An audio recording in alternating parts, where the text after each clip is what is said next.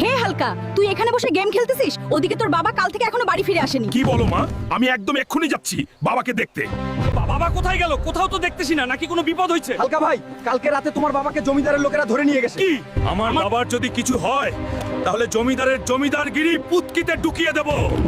এই জমিদারের বাচ্চা, আমার বাবাকে ধরে আনলি কেন? এক্ষুনি ছেড়ে দে। তোর বাবা জুয়া খেলার জন্য আমার কাছে 2 লাখ টাকা নিয়েছে, এখনো দেয়নি, তাই বেঁধে রেখেছি।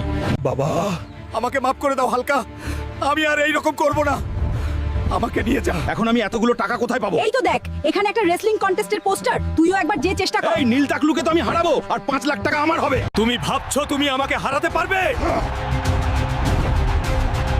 তোমাকে বন্ধুরা, জলদি লাইক কমেন্ট সাবস্ক্রাইব করে দাও, যাতে আমার শক্তি ফিরে আসে আর টাকলুকে হারাতে পারি।